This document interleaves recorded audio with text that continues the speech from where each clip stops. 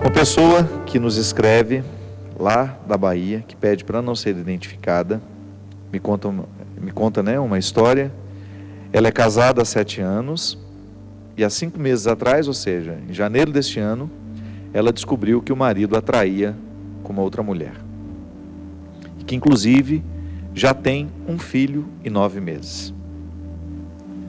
Ela também tem 2 filhos com ele e sempre foi uma boa esposa, trabalha, cuida muito dele. Só que por causa dessa traição, ela se sente desorientada, sem saber se deve continuar casada. Ela deseja lutar pelo casamento, mas não sabe por onde começar. É possível Deus tocar o coração do meu marido para que ele volte a me respeitar como esposa?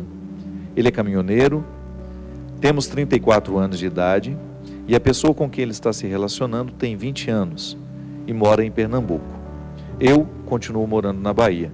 Estou muito magoada com essa situação e temo não ser feliz mais nessa vida. O que eu posso fazer, Padre? Bem, toda vez que nós temos que nós passamos por um processo de traição, o primeiro passo é, de alguma maneira, tentar encontrar, né, alguma coisa dentro de nós que nos dê motivo para querer perdoar. É interessante, gente, porque às vezes os relacionamentos são tão desgastados, já são tão mal construídos, se casam de qualquer jeito, né, se encontram de qualquer jeito, se relacionam de qualquer jeito. O casamento acaba sendo uma solução, ou até mesmo um processo natural de um namoro, que não teve muita reflexão, que não teve muito conhecimento, que a pessoa, no momento em que ela vê essa dificuldade, ela acaba nem encontrando muito motivo para a reconstrução da relação. Então o primeiro passo é aí, é você identificar se esse relacionamento com esse marido deixou em você motivos para um recomeço. Esse motivo nós chamamos de amor. Eu não tenho dúvida de que toda pessoa que ama de verdade, tem a possibilidade, num determinado momento, trair o amor que ama. Eu acho que definitivamente, eu não sou adepto dessa visão do amor romântico, do felizes para sempre, que quem ama não trai, que quem ama pode acontecer. Acho que a fraqueza humana, ela está no coração, às vezes, e a gente precisa identificar, que às vezes você tem infidelidade matrimonial, que nem envolveu o sentimento, por razões que desconhecemos, porque são muitas, né? Isso é uma gama de possibilidades muito grande nos dias de hoje. Às vezes houve apenas um envolvimento sexual, a pessoa teve um envolvimento sexual com uma outra, já se arrependeu até mesmo no momento em que estava tendo, porque viu que era vazio, e ali uma infidelidade física que não teve envolvimento afetivo.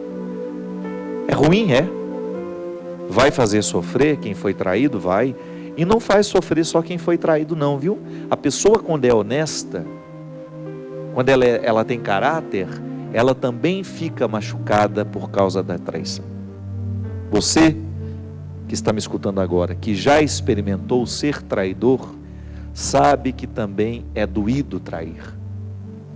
Sobretudo se você é de índole, se você tem caráter, a pessoa de bem, ela fica mal com a traição que realizou. Agora, ela é problemática? Qual é o caminho que você vai encontrar para reconstruir isso? Entre 2 pessoas. Eu acho que o amor é o pilar, é o primeiro elemento que a gente precisa resgatar para poder reconstruir o relacionamento.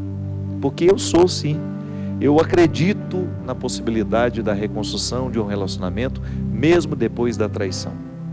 Eu já acompanhei muitos casais, minha gente, que passaram por situações terríveis de traição e que hoje vivem uma fidelidade maravilhosa, porque houve o perdão naquele momento, porque houve a verdadeira reconciliação a partir do amor sentido. Volto a dizer, às vezes foi apenas uma traição física. Não houve nem envolvimento afetivo. Agora, quando existe o envolvimento afetivo, isto é, a divisão do amor, né? Porque antes tem a divisão do corpo. Em muitos casos há o envolvimento afetivo. Começa a conversar, começa a telefonar, começa a ter muitos contatos pela internet. A internet facilita demais isso, né? Porque ela acaba criando uma aura de ilusão em torno da pessoa. Aí é mais difícil, é mais complicado, porque você tem um envolvimento afetivo. E eu acredito, minha gente, que todo casal que enfrenta essa dificuldade precisa buscar os recursos para poder tentar recuperar essa relação. Sobretudo se tem filhos, né? Eu acho tão nobre na vida de um casal, sobretudo se existe amor de verdade. Você não, gente, vamos nos perdoar e vamos recomeçar por causa do amor que nós temos um pelo outro e por causa do amor que nós temos pelos nossos filhos. O amor será sempre o fator que vai nos ajudar a dar o motivo para perdoar. Agora, perdoar, é aqui que entra a grande questão. Não significa você permitir que o outro fique errando a vida inteira ao seu lado. Não é isso, não. Porque eu acho que tem que ter tudo bem, houve um erro, houve uma queda, houve duas, houve três, não sei. Vamos sentar, vamos começar e vamos conversar e vamos fazer um compromisso de fidelidade. É até interessante, né? Uma vez eu acompanhei um casal de amigos que viveu uma infidelidade. E aquilo foi altamente destruidor para os dois, porque os dois ficaram muito machucados. A que foi traída e o traidor. E eu conhecia um pouco da história deles, e eu sabia que existia amor ali. Que o que aconteceu foi um acidente de percurso. Eu falei para eles, né? Vocês têm Deus na vida de vocês, isso já é importante demais. Então volte lá na igreja que vocês se casaram, sabe? Naquele lugar onde vocês juraram o amor eterno, e refaçam ali as promessas do matrimônio. Eu acho que rezar o casamento todos os dias é importante. Rezar o compromisso assumido é importante. Sabe, minha gente, eu estou cada vez mais convencido de que as pessoas que não têm Deus em suas vidas, elas sofrem muito mais. Porque Deus, quando Ele participa da nossa vida de uma maneira, sim, né? Quando eu vivo naturalmente a minha experiência de fé, Deus é o meu motivo para a superação o tempo todo. Eu acredito que Deus me chama o tempo todo para ser um homem melhor. O casal acredita que Deus o chama o tempo todo para ser um casal melhor, para ser um melhor marido, para ser uma melhor esposa, para ser um melhor pai, uma melhor mãe. É o elemento da fé. É a fé fazendo efeito em nós. Então volte lá na igreja em que vocês se casaram e refaçam os compromissos nupciais. Você em casa, você pode fazer isso todos os dias antes de dormir, né? Fazer disso até um ato romântico. Rezar de maneira romântica, né? É você voltar a prometer à sua esposa diante de Deus que você quer ser fiel a ela, que você quer respeitá-la, que você quer amá-la. A esposa a mesma coisa. À medida que tem filho, traga o filho de vez em quando para essa oração, para rezar com vocês, para ele perceber que vocês estão comprometidos em fazer um lar ser mais feliz. Às vezes, minha gente, uma atitude como essa modifica até o comportamento do filho. Trazer Deus para o centro da nossa casa, trazer Deus para o centro da nossa vida, sem Ele é muito mais difícil, sabe? E é interessante como na correria do nosso dia a dia, nós podemos nos esquecer dessa fidelidade, nós podemos nos esquecer de renovar o nosso compromisso, a gente nivelar por baixo a nossa casa, né? Ou nivelar por baixo o nosso relacionamento. É tão triste quando você percebe que as pessoas estão niveladas por baixo, que a família está vivendo de qualquer jeito. Então, minha filha, viver essa reconciliação é possível? É. Mas sem Deus, ela vai ser muito mais difícil, porque é Deus que vai lhe dar essa coragem de amar o seu marido no momento da fraqueza dele, e a mesma coisa para o marido. É Deus quem vai dar a ele a capacidade de reconhecer o erro e reassumir com você um compromisso de fidelidade. Porque fidelidade não é uma realidade que se vive apenas de um lado. Não é só o marido que vai ser fiel. A fidelidade pede a resposta. Então a esposa precisa estar comprometida com essa fidelidade. É mútuo, o compromisso ele é mútuo. Ele une, ele entrelaça, né? E aí, essa fidelidade vale para tudo que nós vamos fazer na vida.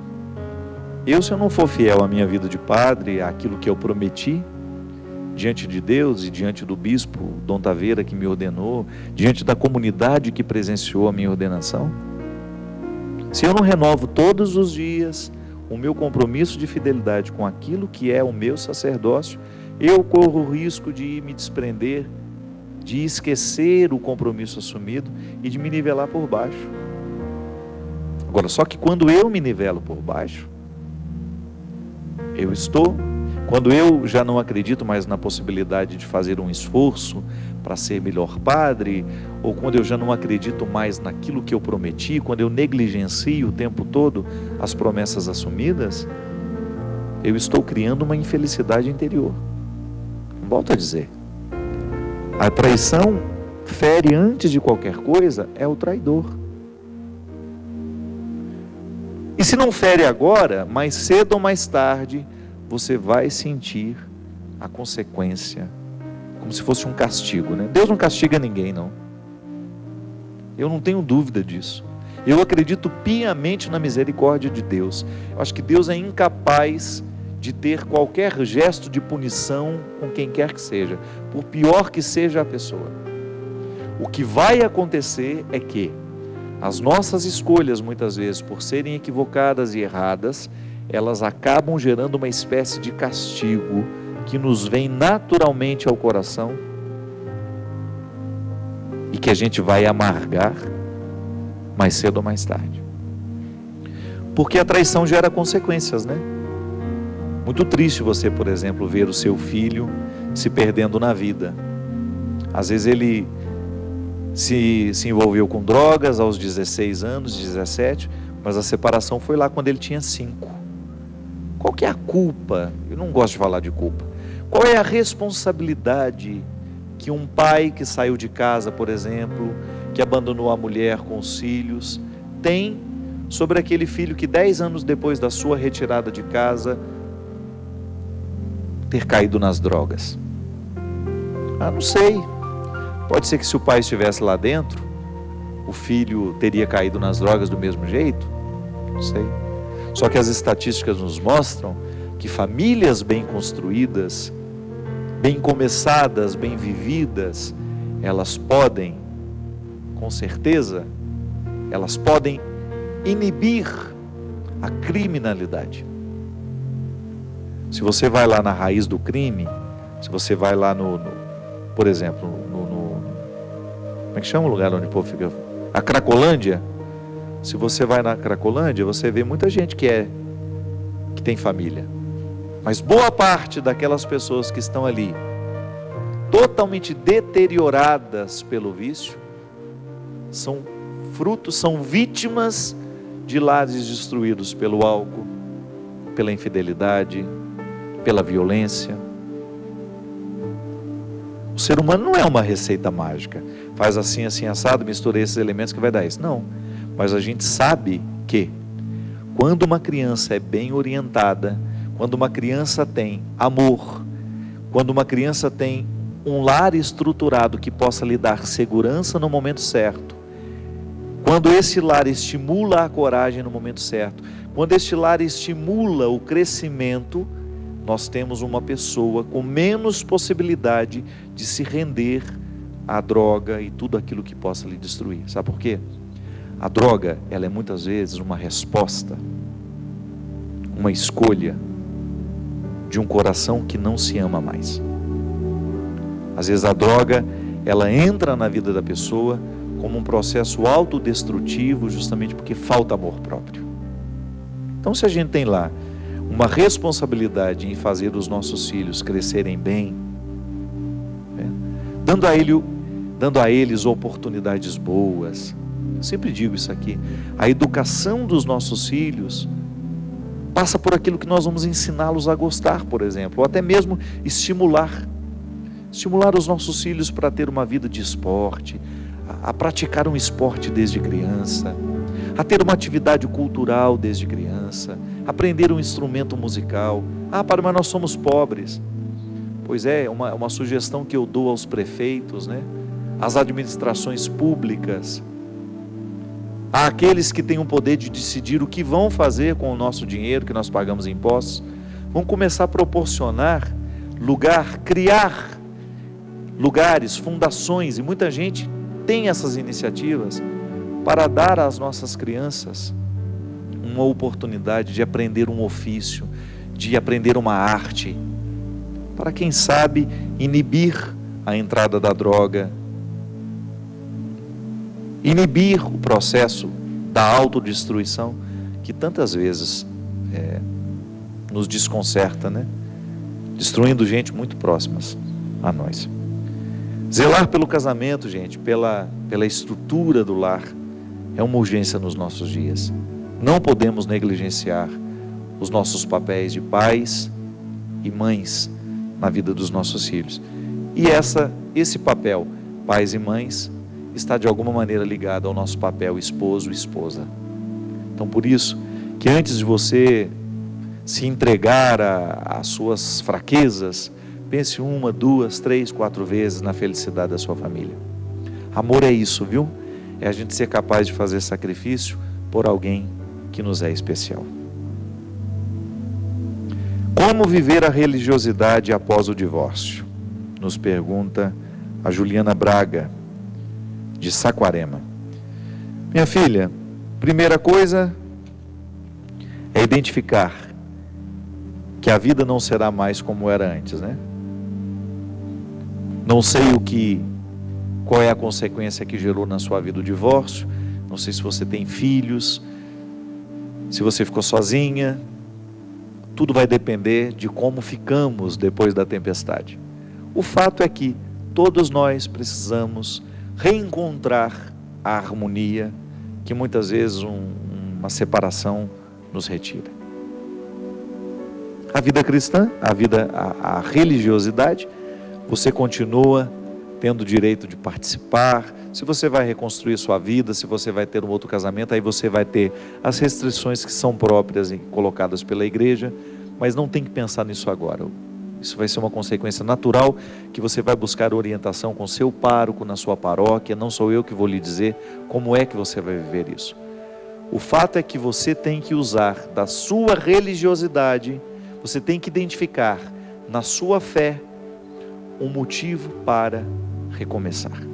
Eu acho que a fé, ela vai ser sempre um instrumental que nos favorece recomeços. Deus morando no coração da gente, nós vamos ter mais sabedoria para administrar esses acidentes de percurso, né? Então, divorciou-se, agora vai permitir que a sua experiência de Deus vai lhe indicar a melhor maneira de recomeçar a vida. Não é alienação isso, né? É permitir que Deus seja concreto em nós, que Deus haja na nossa vida e que Deus possa orientar as nossas decisões. Eu acho que isso é fundamental. Eu não sou obrigado a ser religioso, eu não sou obrigado a ser cristão. Agora, se eu me disponho a ser cristão, eu tenho que ser honesto. As minhas escolhas precisam passar pelas escolhas de Jesus. O meu jeito de viver precisa passar pelo jeito de viver de Jesus. Eu tenho que ser uma pessoa atenta àquilo que eu estou escolhendo para saber se o que eu estou escolhendo está de acordo com o que Jesus me pede. Agora, o que é interessante é a gente identificar que o nosso recomeço, ele será uma consequência natural da da fé que nós experimentamos e vivemos. É fantástico perceber que, por pior que seja a situação da pessoa, Jesus sempre entrega para ela uma nova possibilidade. Foi assim com Madalena, foi assim com Zaqueu, foi assim com o jovem, aquele rico que nós falávamos, que interrogou, que perguntou: como é que eu posso fazer? A partir daquela pergunta, Jesus identificou uma miséria, uma incapacidade de desprender de si mesmo, porque era muito vaidoso, e entregou para ele uma possibilidade. Jesus nunca fecha as portas. Deus nunca fecha as portas aos seus filhos. E isso é muito confortável. Claro que vai gerar depois inquietações. Essa porta vai te fazer trilhar por caminhos difíceis? Vai. Mas são caminhos que vão lhe ajudar a ser feliz. Não tenha medo. E se você identifica que hoje existem muitas portas fechadas para você, não fique parado nelas.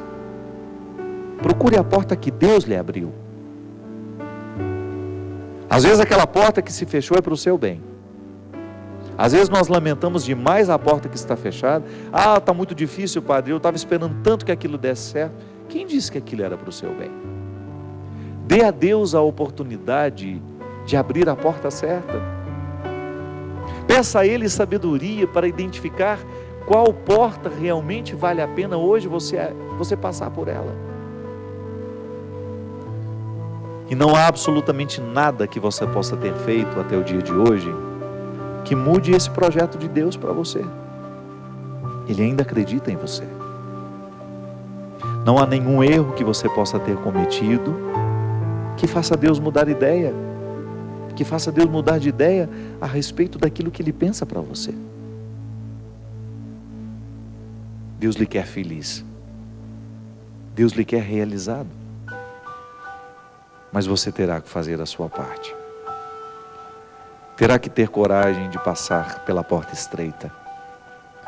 Terá que ter coragem de enfrentar a si mesmo, de vencer os seus pessimismos, as suas invejas, os seus sentimentos mesquinhos. Porque depois que tiver coragem de fazer este movimento, você pode ter certeza que a mão de Deus vai lhe sustentar durante todo o percurso.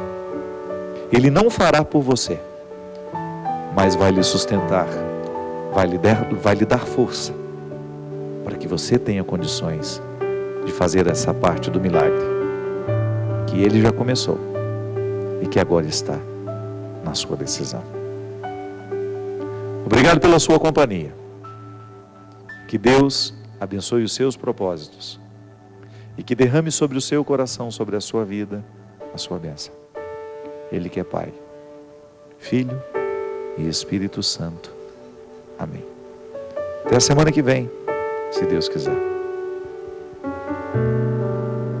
Já me condeno tanto pelos erros que na vida eu cometi, pelas vezes que eu não soube decidir, e assim o meu coração gritava, desespero de quem ama. Coração, tu que estás dentro em meu peito, me condenas desse jeito, e eu não sei por qual motivo, se és divina voz em mim. Só te peço, por favor, eu sou humano,